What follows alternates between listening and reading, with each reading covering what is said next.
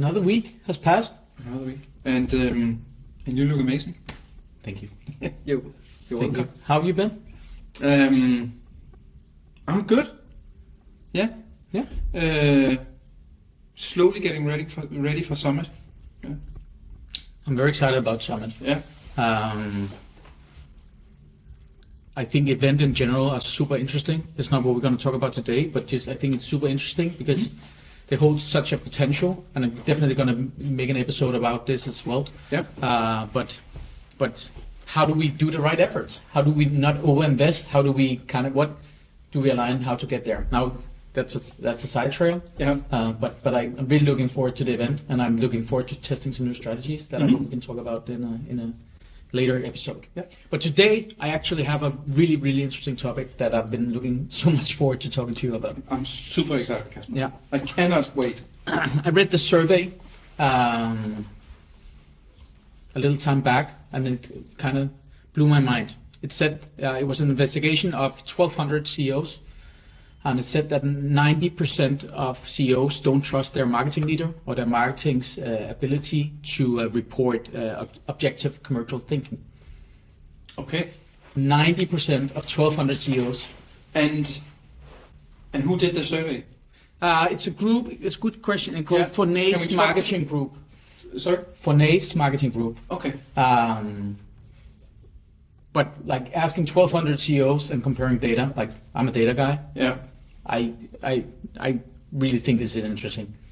I think it touches on a topic that is so important. I just want a side note to this is that 90% of the same CEOs trust their CFO and CIO to report commercial thinking. Okay. So my question for today is like how marketing is screwed. How did marketing become the least important voice in the commercial thinking and strategizing? I think that's super important, and I think that's the main challenge of marketing. Yeah. How does this resonate with you? The numbers are blowing my mind. Totally right. Do you think they're wrong? Like not the survey, but yeah, do you think it's wrong? I was trying to process it because is marketing the least trusted in the commercial? I guess they are. Mm-hmm. I mean, some of the conversations that we're seeing is, and I had a really interesting one at the Analytics and Advertisers a couple of weeks back, where I had a conversation with someone who said, why have we just defaulted to that the data we lose from missing consent, cookie consent, Mm-hmm. that's okay? Yeah. Nobody's talking into a solution. Some is doing A, some is doing B, some is doing C, but there's like no common, setup for how do we compensate for those numbers. No. And I guess that's part of the issue of not trusting the data, right? Because in my experience, there's always a lot of, when there's questions to the data, there's always a good explanation for it. Mm-hmm. But the issue is that you have to explain it. Yeah. Right. But I completely agree. And I looked into, I started thinking about this. So I don't think we have a performance problem because marketing is performing their beeps off, really working well. And we'll talk more about that, but maybe been focusing a lot about channel reporting. So we've been optimizing all the channels. You cannot put a finger to any of that, but it doesn't relate on a wide scale back to the business.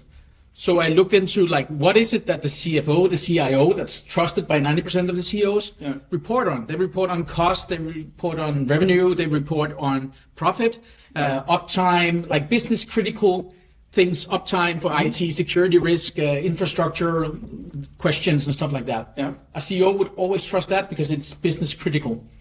And hard numbers to some degree. Hard numbers. And when I think about and now we work in this space, what most marketing, when we look at how campaigns are tracked and all these things are reported back, it's reach, awareness, attribution, as you say, numbers that needs to be explained. Yeah. So I think it's super, super, super interesting that I don't think it's a performance problem. I think it's a structural problem. Yeah. It's about that in marketing we've been too focused on reporting on campaigns and on channels rather than the impact of what's going on. And if we are honest, the scrutiny that we see on budgets for marketing right now is directly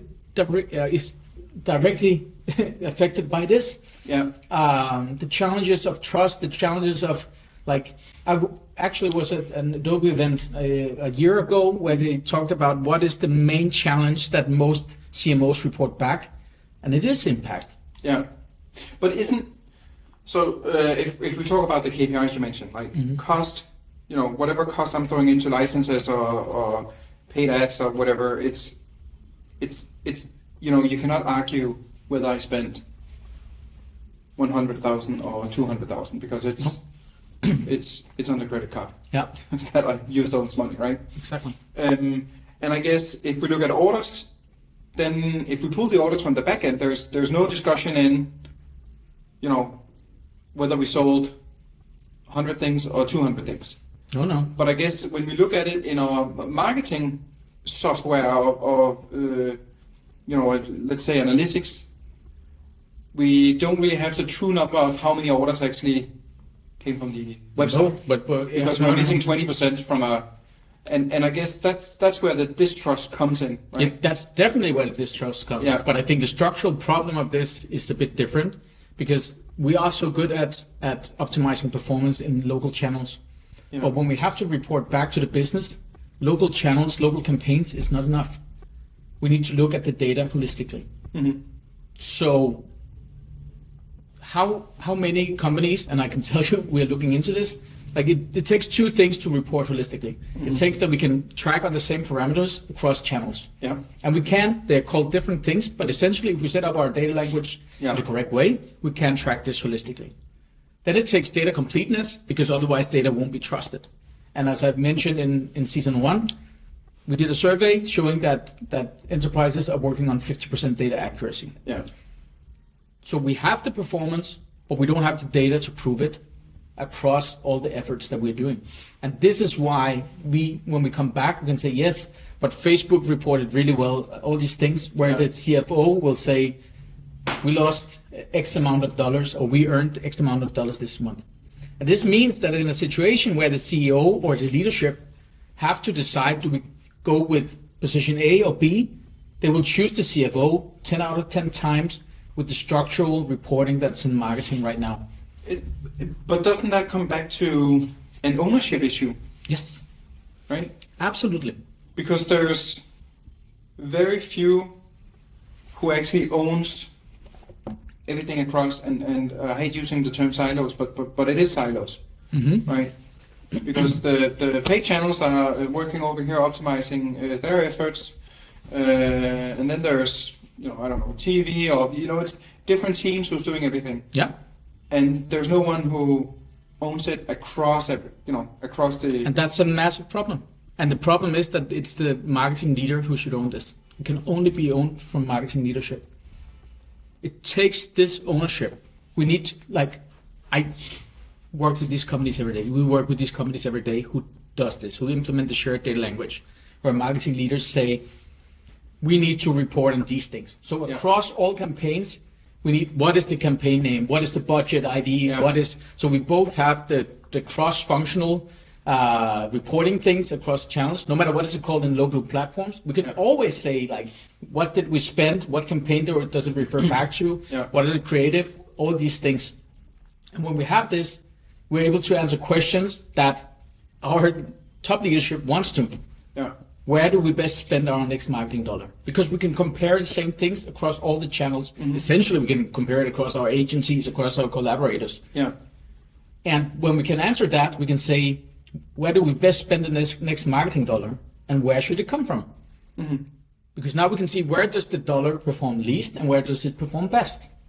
Yeah. And suddenly we start reporting holistically, and we start seeing the effect of these things from a structural point of view. As I mentioned a few times now, I don't think it's a performance problem. I think it's a structural problem. And those companies who does that experience two things. We see two clear things happening. They start being able to report on these things that is business critical, because they have hard facts on where the investment goes. and what will be the return of this. They have clear attribution. They have all these things that has been a challenge no matter how you do it. Yeah.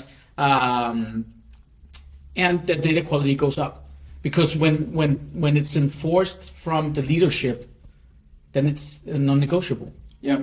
We need to have this data across components, otherwise we're irrelevant. Yeah. And if a CMO comes up to the board and reports on something that is 50% data accurate, then they won't trust it. And then you can say, yeah, but they don't know if it's 50% accurate. No, but we're in a position where 90% of leadership doesn't trust the numbers from marketing. Yeah. So I think we are in a backway situation where we don't need to believe that they trust our marketing data is accurate. We need to prove that our marketing data is accurate. Yeah. So if we come up with our marketing numbers, they are holistic across everything, and we can report this is on 92% tracking accuracy, then suddenly we have the voice of the CFO in that conversation, or CIO in that conversation. Yeah. So where should, let's say I'm a CMO in a company where I have that issue. Yeah. And you're saying that a company who does this can do ABC. Mm-hmm. How do I get to the point where I can do that? Yeah. What's the... I love that you're asking that question. Yeah. Because I put down 3 things that I think that companies should do to fix And we this. didn't even practice this. This is the new formula. No, but we see 3 things in this that kind of progress. And it's a big political topic, but I think as marketing leaders, we need to take ownership of this. As commercial leaders, we need to take ownership. Yeah. Marketing should be the most important voice in this.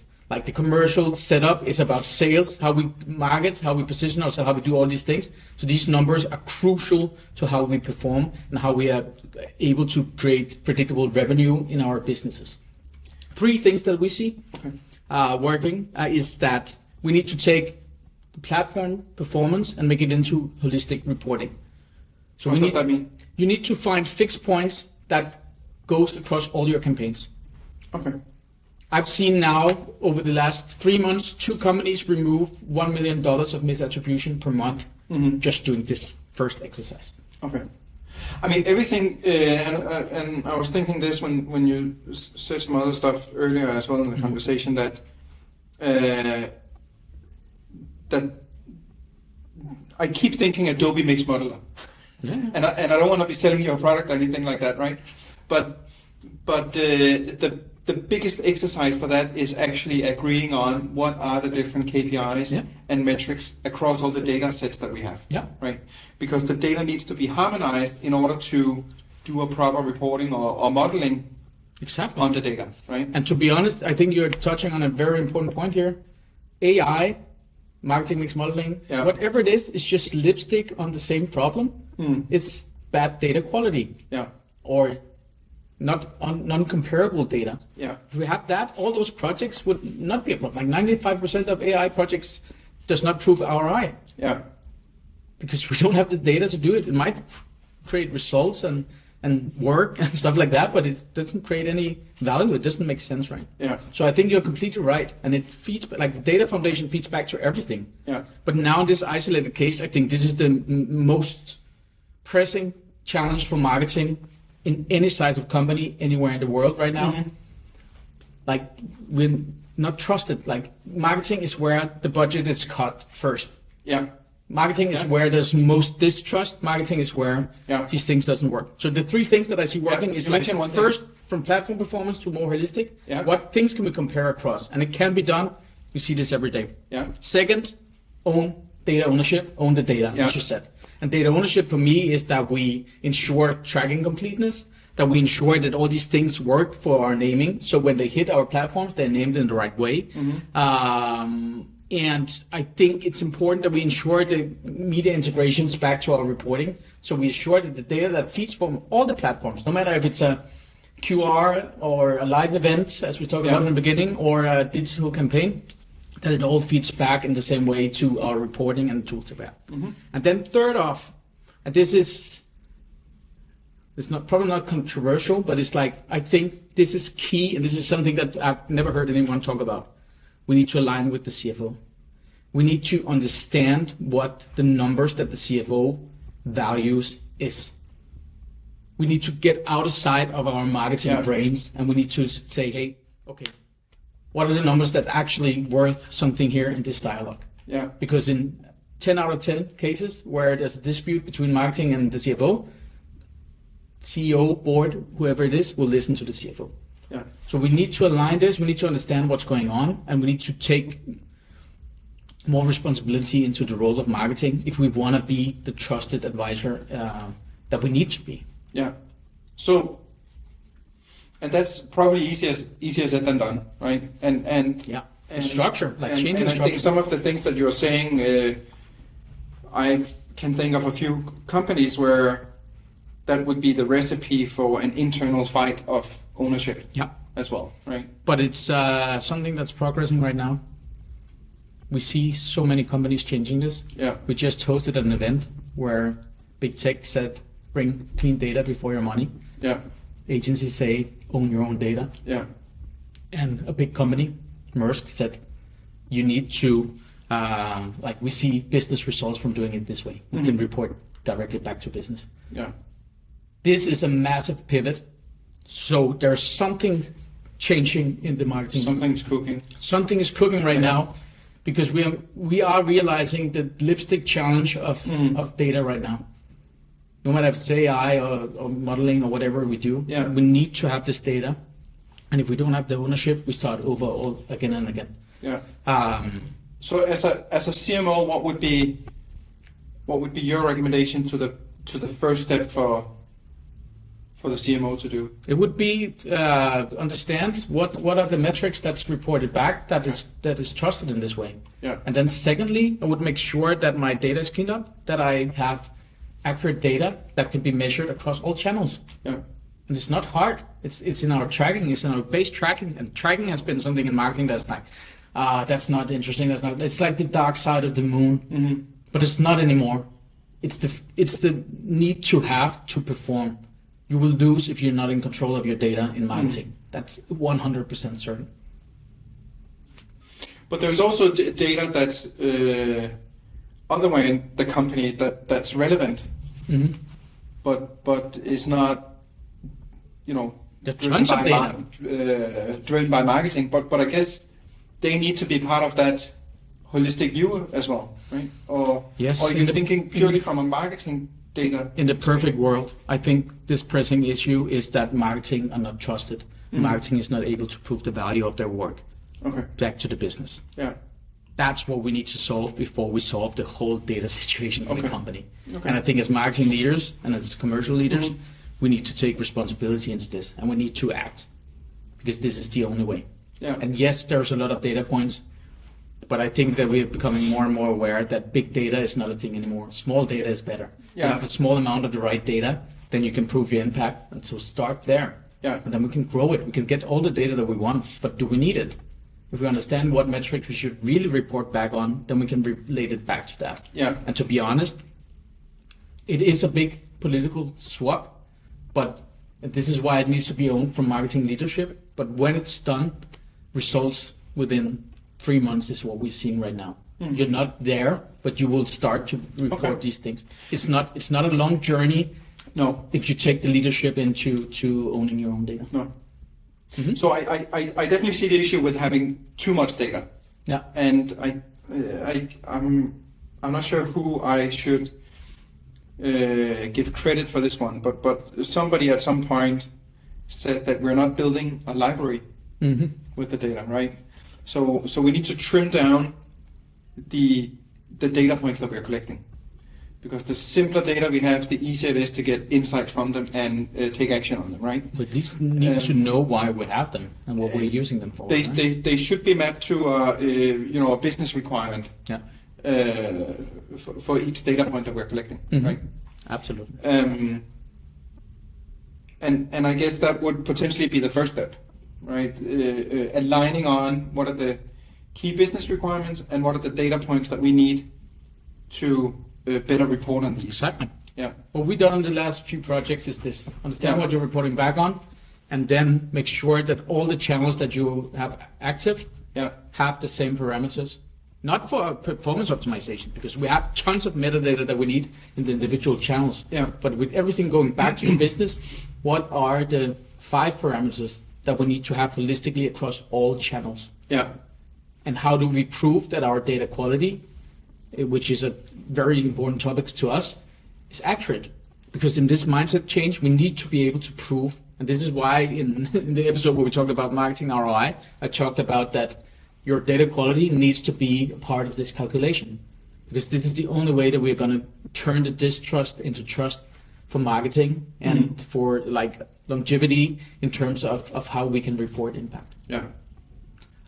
So I agree, but I don't think this formula is very complicated. No. But it takes data ownership and it takes leadership to make this change. But it can be done fairly quickly, and a lot of companies are making this transition right now. Yeah. Interesting. I guess, and as we talked about it, I think it seems to be what I'm seeing primarily driven of making sure that you have a good foundation for AI being able to actually look at your data. Right? Or don't you? No. As I said, I think AI is just the next thing. It's the lipstick on the main problem. Because if you have this under control, AI is not your problem, and the next thing after AI will not be a problem. No, I just feel like that this is not a new discussion. No. Like in all the years that I've been in the space, that's been the conversation. Yeah. Right. But I feel like that the conversation is changing, and there's a bigger focus on data quality, and I guess data quality also, goes into making sure that you have proper metrics and KPIs across your channel that you can report on, and that conversation is primarily driven by, or has been enabled by AI. Yeah, but every time we see a mega trend, the data conversation pops up. So that's why I'm saying it's just a new lipstick. And I think this is a structural problem, and it's a leadership problem. It's like we need, as marketing leaders and commercial leaders, we need to take ownership of this now. This is the only way we're going to keep talking about this. Because I see it every day. The companies who take ownership of this stop talking. It becomes an issue they never talk about. Yeah. Because they got it under control, they can prove it. And they suddenly brought on level with those most trusted by CEOs in the companies. Yeah. And that's like, we can go into the nitty-gritty, we can go into all the metadata, and we can do that. But I think before we change this as a political thing in marketing, then we're not going to go any further. Then we're going to keep talking the same topics that essentially only data nerds want to talk about, like ourselves. Yeah. Like, this is not the problem. This is a leadership problem that we need to take care of now. Yeah. And on that note, I thought the survey was really interesting. It blew my mind. It totally blew my mind. Yeah. Because I was like, for the first time, there was words put to the challenge that we are all kind of tiptoeing around, and not really. And I feel it's so tangible what needs to be done. Yeah. I was like, 2 points connected in my brain when I read this. Like, yes. Okay. So I hope that we gave a sprinkle of the same to you guys, and that you feel inspired to move this forward as data leaders or inside your organization. And without turning this into advertising, I guess if people want to get started and don't know where to start, it seems like you are already working with some companies who are taking the first steps in that. Absolutely. Reach out, guys. We'd love to give you some insights on this. This is what we do essentially every day. So not on a political level, but helping marketing leaders take ownership of this. So well, thanks for the insights, Kasper. I need to digest that. That survey. I will share it with you, and we'll see you all next week. Thank you for listening in, and I apologize that there was no jokes in this episode. And I don't have anyone before we close down. So I guess this will be a first. Is it? I know you have one. Yeah, well, I'm really thinking hard right now. Yeah. When you're forced to it, you cannot think of anything. Nope. No. So we'll just end it here. Let's end it here. We'll end it here. On a perfect note. See you guys. Thanks.